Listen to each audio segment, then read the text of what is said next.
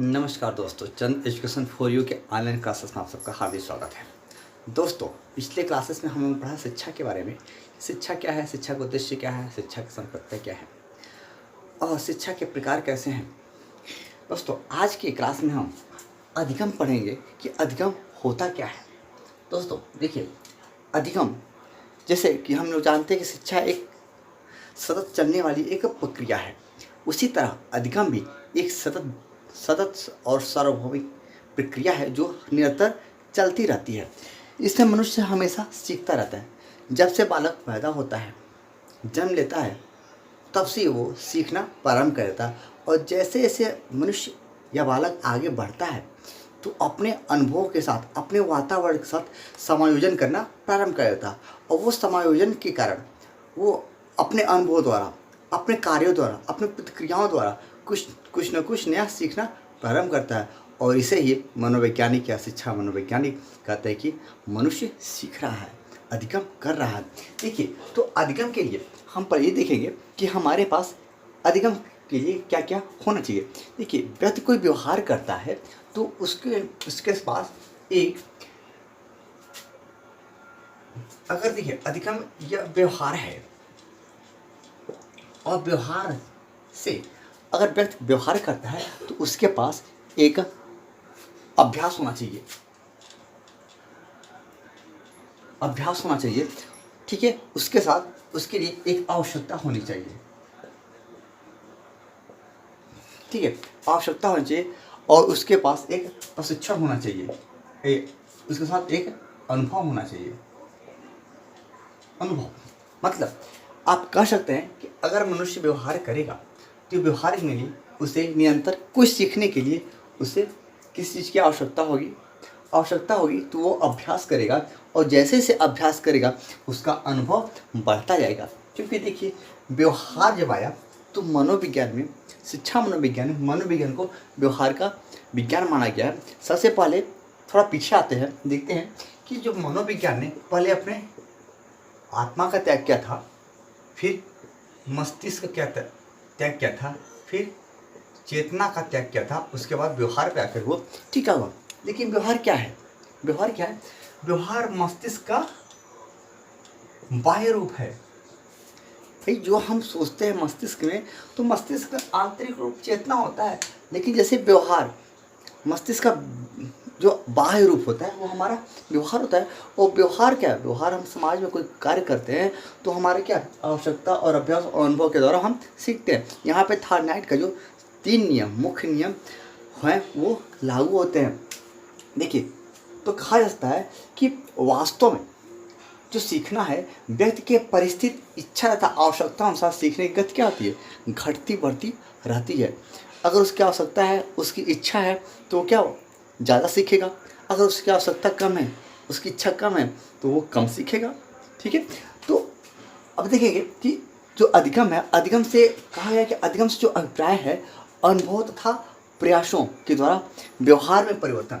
देखिए, जब जो व्यवहार में परिवर्तन होगा, क्या होगा? वो अस्थायी होगा, अस्थायी होना चाहिए। अगर व्यवहार में जो परिवर्तन होगा अस्थायी होगा, तभी हम कहेंगे कि मनुष्य या बालक सीख गया है। अगर अस्थायी परिवर्तन नहीं होगा तो वो सीखेगा नहीं। इसीलिए क्या है कि उसके अनुभवों के द्वारा उसके प्रयासों, मतलब प्रयासों के द्वारा जब उसकी आवश्यकता हो गई तो क्या हुआ? उसके व्यवहार में क्या हुआ? अस्थायी परिवर्तन हो गया, जिसे हम अधिगम कहते हैं। देखिए, कुछ एक मनोवैज्ञानिक हैं, मनोवैज्ञानिक वुडवर्थ ने कहा है कि, देखिए, वुडवर्थ के अनुसार वुडवर्थ ने कहा है कि नवीन ज्ञान तथा नवीन प्रतिक्रियाओं का अर्जन, नवीन ज्ञान तथा नवीन प्रतिक्रियाओं का अर्जन, मतलब अर्जन जो है वो क्या है?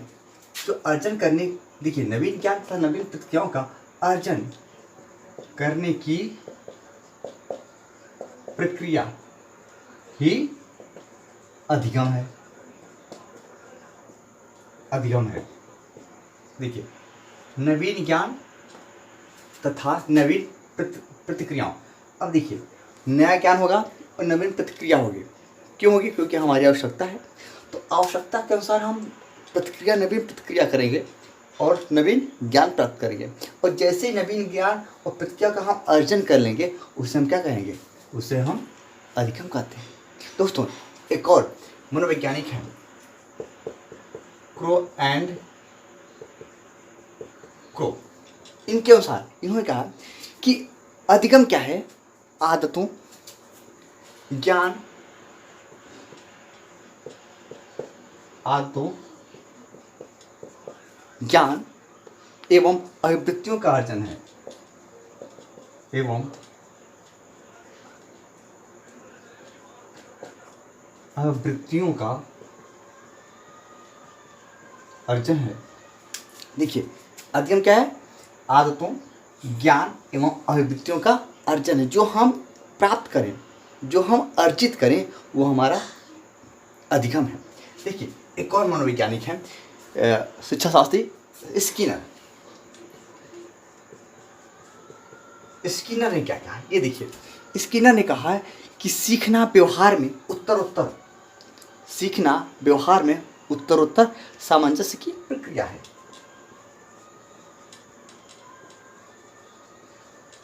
सीखना व्यवहार में उत्तरोत्तर सामंजस्य की प्रक्रिया है। अब उत्तरोत्तर, इस पर थोड़ा ध्यान केंद्रित करेंगे कि उत्तरोत्तर क्या है। देखिए, कोई बालक है तो ऐसे सीढ़ी चढ़ रहा है, पहली सीढ़ी, दूसरी, तीसरी, चौथी, पांचवी।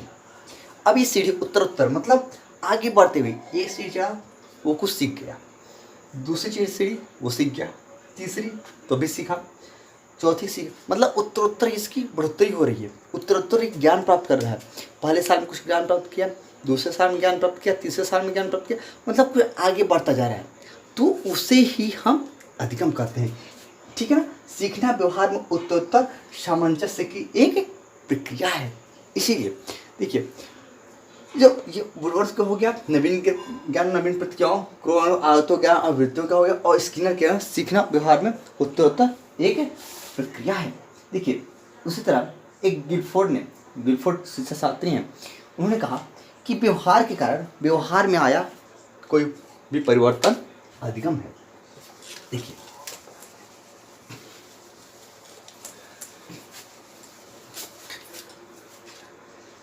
गिलफोर्ड के अनुसार व्यवहार के कारण व्यवहार में आया कोई भी परिवर्तन अधिगम है। देखिए, व्यवहार के कारण व्यवहार में आया परिवर्तन ही अधिगम है। मतलब हमें कुछ सीखना है और सीखने के लिए हम व्यवहार करेंगे, तो व्यवहार क्या है? व्यवहार के कारण व्यवहार में कुछ नया परिवर्तन होगा, जो हमारा परिवर्तन अस्थायी हो। बार बार हम कह रहे हैं कि जो भी हमारा अधिगम होगा वो अस्थायी होगा। और अस्थायी क्या होगा? जब परिवर्तन होगा अस्थायी, तभी व्यवहार हमारा परिवर्तित होगा। इसीलिए इन्होंने कहा कि व्यवहार का जो व्यवहार में आया वो परिवर्तन वही अधिगम है। दोस्तों, इसके बाद हम देखेंगे कि अधिगम की प्रक्रिया या सोपान कौन कौन से हैं। देखिए, अधिगम के सोपान, भाई अधिगम तो हो रहा है, देखिए अधिगम कैसे होता है, उसका स्टेप क्या है, वो आगे कैसे प्रभावी होता है, इसके बारे में हम थोड़ा सा जानकारी प्राप्त करेंगे। देखिए, उदय पारिक एक शिक्षा शास्त्री थे, उदय पारिक। इन्होंने कहा कि सीखने की वह प्रक्रिया जिसके द्वारा प्राणी किसी परिस्थिति में प्रतिक्रिया के कारण, किसी परिस्थिति में प्राणी किसी परिस्थिति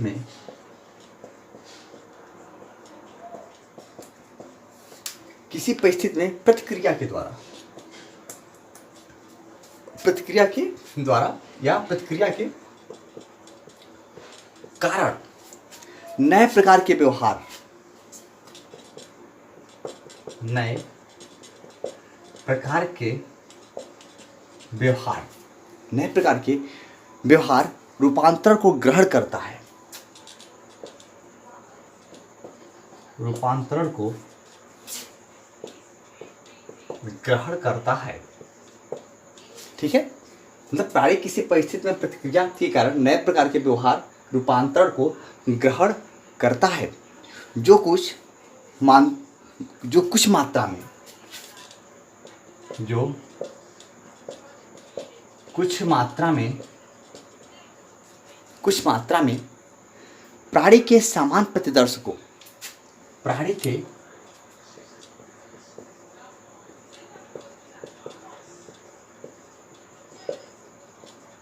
सामान्य प्रतिदर्श को देर तक कायम रखता है,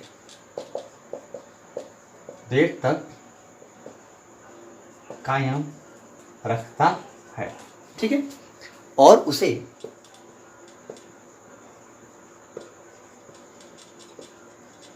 प्रभावित करता है। अब देखिए, कहें कि परिस्थिति प्रतिक्रिया के नए प्रकार के व्यवहार रूपांतरण को ग्रहण करता है, जो नया व्यवहार कोई व्यवहार करेगा और जो सीखने के उद्देश्य से आवश्यकता के अनुसार वो नया व्यवहार को ग्रहण करता है, जो कुछ मात्रा में प्राणी के समान प्रतिदर्श को देर तक उस जो सीखा व्यवहार है उसको देर तक वो कायम रखता है और उसे प्रभावित भी करता है। ठीक है, इनके अनुसार कैसे कैसे प्रक्रिया होता है ये देखिए। जैसे माने कोई इंसान, मनुष्य है, उसके साथ कोई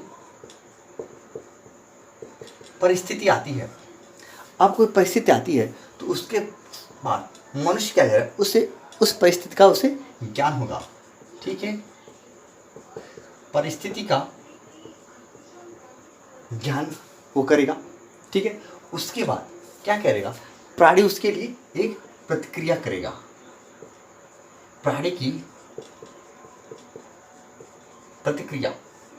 ठीक है, अब क्या होगा, परिस्थिति हो गई कोई सामने, फिर परिस्थिति का वो ज्ञान की कैसी परिस्थिति है उसकी आवश्यकता अनुसार वो सीखेगा या कोई कार्य करेगा। तो परिस्थिति का वो ज्ञान करेगा, फिर प्राणी क्या करेगा, उस परिस्थिति के अनुसार अपनी प्रतिक्रिया करेगा। प्रतिक्रिया जब करेगा तो क्या होगा, उसकी एक जो बाधा है, बाधा को दूर करना, मतलब वो बाधा को दूर करेगा। उसके बाद वो सामान्य व्यवहार करेगा। ठीक है, जो सामान्य व्यवहार करेगा उसका और सामान्य व्यवहार का रूपांतरण हो जाएगा और क्या होगा, तब वो क्या होगा, सीखना उसका हो जाएगा। मतलब सीखना मतलब अधिगम। ठीक है, देखिए कोई परिस्थिति उसके सामने आती है, फिर परिस्थिति का उसे ज्ञान होता है, ज्ञान होने पर प्राणी की प्रतिक्रिया होती है और प्रतिक्रिया क्या करेगा, प्रतिक्रिया जब करेगा तो बाधा को अपने दूर करेगा और जब दूर करेगा बाधा को तो सामान्य व्यवहार का रूपांतर, जो उसका सामान्य व्यवहार है उसका क्या है, जब बाधा को दूर करेगा उससे कुछ नया सीखने को मिलेगा और जब नया सीखने को मिलेगा तो क्या व्यवहार का उसका रूपांतरण हो जाएगा और वही व्यवहार का रूपांतरण क्या होगा, वो अधिगम उसका हो जाएगा। देखिए एक और हिलगार्ड शिक्षा शास्त्री हैं, उनके अनुसार क्या होता है,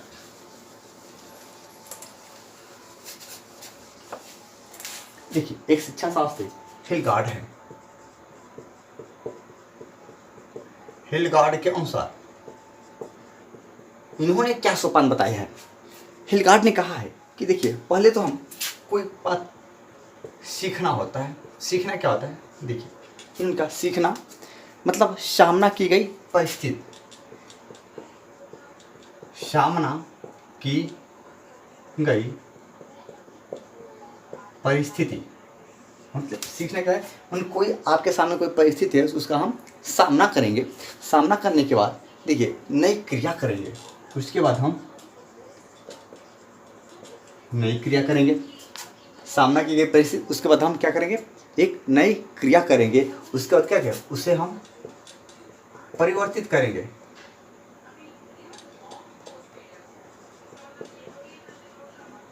परिवर्तित किसमें करेंगे, एक परिवर्तित वो सामान्य करेंगे, सामान्य परिवर्तित करेंगे क्या, उसके बाद हम क्या करेंगे, उसके अनुसार हम व्यवहार करेंगे। और जब व्यवहार उस परिस्थिति के अनुसार नई क्रिया करने के बाद हम क्या करें, सामान परिवर्तित करेंगे, परिवर्तन करेंगे। और सामान परिवर्तन क्या होगा, हम वो अपना व्यवहार करेंगे। और व्यवहार के बाद हम क्या करेंगे, हमारे पास एक नया ज्ञान होगा। ठीक है, कोई परिस्थिति है उसके बाद हम नई क्रिया करेंगे, नई क्रिया करने के बाद हम क्या करेंगे, वो हमारा नई क्रिया हमारे सामान्य व्यवहार को परिवर्तित करेगा। और वही व्यवहार हमारा एक नया ज्ञान हमारे सामने लेकर आएगा, और जिसे हम कहेंगे वो हमारा अधिगम है। ठीक है, तो ये हमारा अधिगम हमें प्राप्त हो जाता है। कैसे होता है, क्योंकि जब नया ज्ञान हमारे पास होगा तो नया ज्ञान प्राप्त होने के बाद यहाँ पे देख लीजिए कि हमें यह एक अनुभव प्राप्त होगा। जब हमें अनुभव प्राप्त होगा नए ज्ञान का, नए कार्य करने का अनुभव, तो क्या हुआ, वो अधिगम है। जैसे ठीक है, उदाहरण देते छोटे बालक का, कि छोटा बालक होता है, वो जैसे जैसे आगे बढ़ता है तो उसके सामने एक दीपक आ जाता है। दीपक आने के बाद क्या करता है, वो दीपक की लौ को पकड़ना चाहता है। वो तो उसके सामने लौ है, वो अभी उसके जलने से वो रूबरू हुआ नहीं है, तो क्या वो अगर उसे एक बार पकड़ लेगा तो वो जल जाएगा उसके। ठीक है, जलने के बाद उसने नया काम किया, नई क्रिया किया, और नई क्रिया करने के बाद उसने व्यवहार किया, तो क्या जब जला हो तो वो नया ज्ञान उसे प्राप्त हो गया। जब दूसरी बार दीपक उसके सामने जाएगा तो क्या करेगा, वो बच्चा उस दीपक की लौ को टच नहीं करेगा। वो जानता है कि जो उसे पहले का पूर्व ज्ञान, नया ज्ञान प्राप्त हुआ है कि इससे हम जल जाएंगे, तो उसका वो अनुभव ही क्या हो, वह अधिगम उसका हो गया। ठीक है, ठीक है। अब देखते हैं एक और शिक्षा शास्त्री हैं, मिलर था डोलार्ड। ठीक है, एक मिलर तथा डोलार्ड महोदय हैं। इन्होंने कहा कि सीखने के लिए व्यक्ति को किसी वस्तु की आवश्यकता अनुभव होनी चाहिए। ठीक है, सीखने के लिए किसी व्यक्ति को क्या है, लिख देते हैं, सीखने के लिए किसी व्यक्ति को आवश्यकता अनुभव होनी चाहिए। ठीक है, आवश्यकता का अनुभव होनी चाहिए, उसे कुछ देखभाल करनी चाहिए। ठीक है, उसे कुछ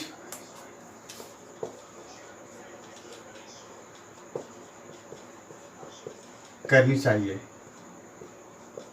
ठीक है, उसे कुछ देखभाल करनी चाहिए, उसे कुछ करना चाहिए, और अंत में उसे कुछ प्राप्त करना चाहिए। उसे कुछ करना चाहिए और अंत में उसे कुछ प्राप्त करना चाहिए। ठीक है, बस सीखने के किसी व्यक्ति को आवश्यकता अनुभव होनी चाहिए और उसे कुछ देखभाल करनी चाहिए, उसे कुछ करना चाहिए, और अंत में उसे कुछ प्राप्त करना चाहिए। देखिए, जैसे ये हो गया, जैसे एक कोई व्यक्ति है, मतलब कोई व्यक्ति, ठीक है, पी पर्सन कोई है, अब वो क्या कर रहा है कि वो कुछ उसे अनुभव होना चाहिए, अनुभव होगा या उसे अधिगम करना है, सीखना उसे है, तो क्या करेगा। देखिए, कोई व्यक्ति है तो क्या अपने जाएगा और वो अपने जो उसकी विभिन्न परिस्थितियां हैं,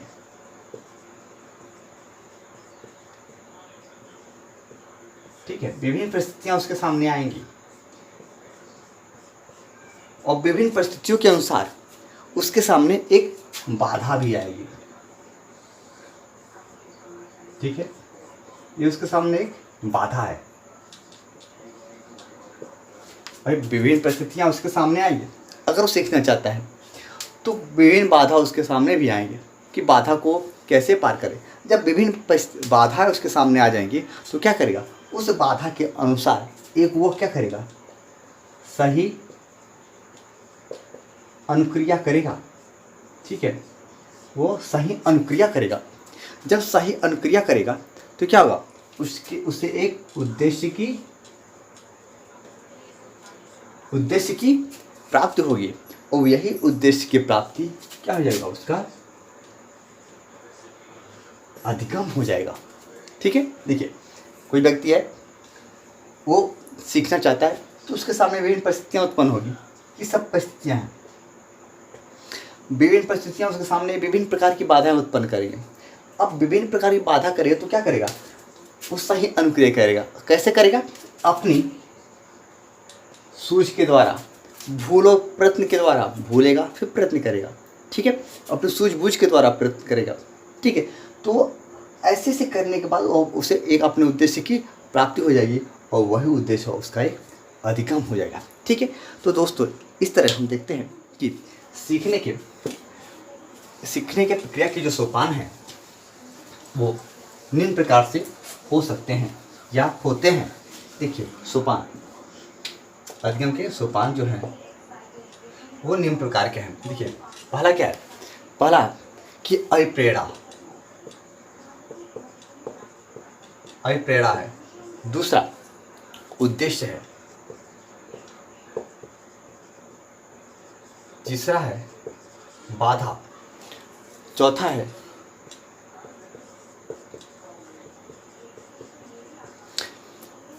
विभिन्न संभावित अनुक्रियाएं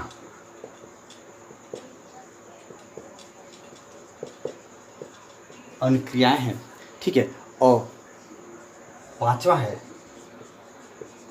पुनर्बलन, और छठवां है संगठन। ठीक है, ये हमारा क्या हुआ, संगठन हो गया। ठीक है, देखिए अभिप्रेरणा हो गया, उद्देश्य हो गया, और बाधा हो गया, और विभिन्न प्रकार की संवाद अनुक्रिया का पुनर्बलन संगठन हो गया। ठीक है, ये हमारे सीखने की प्रक्रिया के सोपान हो गए। अभिप्रेरणा आप जानते हैं कि जब हमें आवश्यकता होती है तो हमारे अंदर चालक उत्पन्न होता है, और चालक क्या करता है, उसे कार्य करने की गति को हमारे बढ़ाता है। तो हम क्या करें, अभिप्रेरणा को प्राप्त करने वो। ठीक है, हमारे एक उद्देश्य होना चाहिए, शिक्षा का भी एक उद्देश्य होना चाहिए। ठीक है, उसी तरह अधिगम का भी एक उद्देश्य होना चाहिए। बिना उद्देश्य के अधिगम हम नहीं कर सकते, क्योंकि जब हमें आवश्यकता होगी तभी हम सीखने के लिए प्रेरित होंगे, प्रेरणा हमें मिलेगी, और जब प्रेरणा मिलेगी तो हम उसके लिए चलायमान होंगे, और चलायमान विभिन्न प्रकार की क्रियाएँ करेंगे, और क्रिया करने के बाद हमारे उद्देश्य की प्राप्ति होती है। और उद्देश्य की प्राप्ति होती है तो जब हम बाधा को दूर करते हैं, हमारे सामने बहुत सारी बाधाएं होती है, उस बाधा को दूर करने के लिए हम विभिन्न प्रकार की संभावित अनुक्रिया करेंगे। अगर एक भी संभावित अनुक्रिया हम कर लिए तो हमारी बाधा पार हो जाती है, और जब पार हो जाती है तो हमें उद्देश्य की प्राप्ति होती है। और ठीक, जब उद्देश्य की प्राप्ति होती है तो हमें क्या होता है, पुनर्बलन मिलता है। जब पुनर्बलन मिलता है फिर हम संगठन, हमारा विभिन्न प्रकार के सबसे मिलकर संगठन हमारा हो जाता है। दोस्तों अब देखते हैं कि अधिगम के प्रकार कौन कौन से हैं। दोस्तों अधिगम के प्रकार 3 होते हैं, 3 प्रकार के अधिगम हैं। देखिए अधिगम के प्रकार। अब ये प्रकार 3 प्रकार के हैं। ठीक है, पहला क्या है, शिक्षण स्तर के आधार पर। शिक्षण स्तर के आधार पर। दूसरा कार्य की प्रकृति के आधार पर। कार्य की प्रकृति के आधार पर। और तीसरा है हमारा शैक्षिक उद्देश्य के परिप्रेक्ष्य में। शैक्षिक उद्देश्य के आधार पर। देखिए इसमें क्या, शिक्षा स्तर के आधार पर। देखिए पहला है स्मृति स्तर अधिगम। स्मृति स्तर अधिगम। दूसरा अवबोध स्तर। अवबोध स्तर। और तीसरा है चिंतन स्तर। देखिए चिंतन स्तर, इसमें देखिए कार्य की प्रकृति के आधार पर देखिए क्या होता है। इसमें पहला है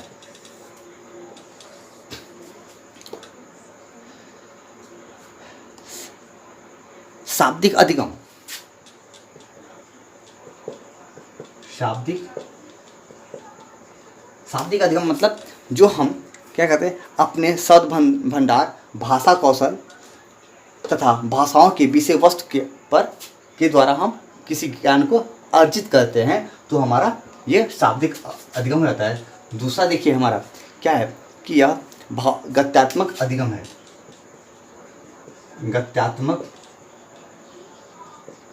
अधिगम मतलब गति के माध्यम से, ठीक है, गति के माध्यम से हम विभिन्न प्रकार के शारीरिक निपुणता के द्वारा जो हम अधिगम प्राप्त करते हैं, ठीक है, वो हमारा गत्यात्मक अधिगम हो गया, जिसमें हम नृत्य, कार चलाना, व्यायाम करना आदि करते हैं। जो मतलब शारीरिक क्रियाओं से जुड़ा हुआ होता है वो हमारा गत्यात्मक अधिगम होता है।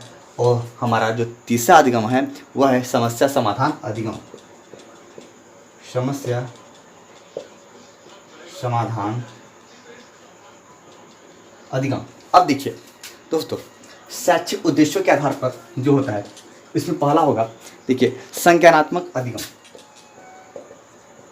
संज्ञानात्मक अधिगम, ठीक है। दूसरा मतलब संज्ञानात्मक अधिगम क्या होता है कि विभिन्न प्रकार के तथ्यों का ज्ञान को, सूचना को तथा बौद्धिक कौशलों को से हम क्या ज्ञान अर्जन करते हैं, वो हमारा संज्ञानात्मक अधिगम रहता है। दूसरा हमारा हो गया भावात्मक अधिगम। भावात्मक अधिगम मतलब भावात्मक अधिगम मतलब व्यक्ति के दृष्टिकोण, मूल्यों, भावों तथा संवेगों के द्वारा विभिन्न कौशलों को सीखना, ठीक है। हम मूल्यों के द्वारा, संवेगों के द्वारा, भावनाओं द्वारा जो विभिन्न प्रकार के कौशल सीखते हैं, वो हमारा जो कौशल का अर्जन करते हैं, उसमें हम भावात्मक अधिगम के द्वारा हम वो कर सकते हैं। और हमारा जो तीसरा अधिगम है वो क्या है, क्रियात्मक अधिगम। क्रियात्मक अधिगम देखिए, इसे क्रियात्मक अधिगम कहेंगे या तो चेष्टात्मक अधिगम भी कह सकते हैं। चेष्टात्मक अधिगम मतलब हम किसी का अधिगम को या किसी कार्य को सीखने के लिए चेष्टा करेंगे या कोई क्रिया करेंगे, तो विभिन्न क्रियाओं के द्वारा, अगर हम विभिन्न क्रियाओं के द्वारा, विभिन्न कौशलों के द्वारा हम किसी से ज्ञान अर्जन करते हैं, तो हमारा क्या होता है, वो हमारा यह क्रियात्मक अधिगम हो जाता है। देखिए एक बात और देखिए दोस्तों, यहाँ पे जो ये स्मित स्तर अवबोध अधिगम है, अवबोध स्तर है और चिंतन स्तर है, इसमें क्या होता है कि हम सबसे पहले स्मित स्तर को देखते हैं कि हम स्मित करते हैं, क्या हम सीख सकते हैं, ठीक है। स्मित करने के बाद हम क्या करते हैं, उस कार्य को लागू करना प्रारंभ कर देते हैं, हम सीखना प्रारंभ कर देते हैं। और क्या करते हैं, जैसे हम लागू करते हैं तो हम अपने चिंतन स्तर पर चले जाते हैं कि हमें ये कार्य जरूर करना है, उसके लिए चिंतित हो जाते हैं। इसलिए कहा गया है कि जो यह स्मित स्तर है, इसको हम निम्न स्तर मानते हैं, निम्न स्तर, ठीक है। और ये हमारा जो चिंतन स्तर है, यह उच्च स्तर होता है, उच्च स्तर होता है, ठीक है। तो ये निम्नतम स्तर होता है स्मित स्तर, और यह चिंतन स्तर जो होता है हमारा उच्चतम स्तर होता है। इस प्रकार दोस्तों देखेंगे कि शिक्षण स्तर के आधार पर जो प्रकार हैं अधिगम की, ये जो प्रकार हैं, ठीक है, अधिगम के प्रकार लिख सकते हैं आप, अधिगम के प्रकार, ठीक है। ये तीन है, शिक्षण स्तर के आधार पर स्मित, अवबोध और चिंतन हो गया। कार्य प्रकृति के आधार पर शाब्दिक अधिगम, गत्यात्मक अधिगम, समस्या समाधान अधिगम, और शैक्षिक उद्देश्य के आधार पर संज्ञानात्मक अधिगम, भावात्मक अधिगम और क्रियात्मक अधिगम, ठीक है दोस्तों। तो ये हमारा आज का टॉपिक अधिगम पर आधारित था, जो अर्थ और परिभाषा के द्वारा हम देखें, ठीक है। तो दोस्तों आगे मिलते हैं अधिगम के पठार को लेकर के, अधिगम के विशेषताओं को लेकर के, और बालक के लिए और शिक्षक के लिए अधिगम के कौन कौन से कारक हो सकते हैं, अधिगम को सीखने में बाधा उत्पन्न कर सकते हैं, ठीक है। अगर वीडियो अच्छा लगे लाइक शेयर जरूर करेगा। धन्यवाद।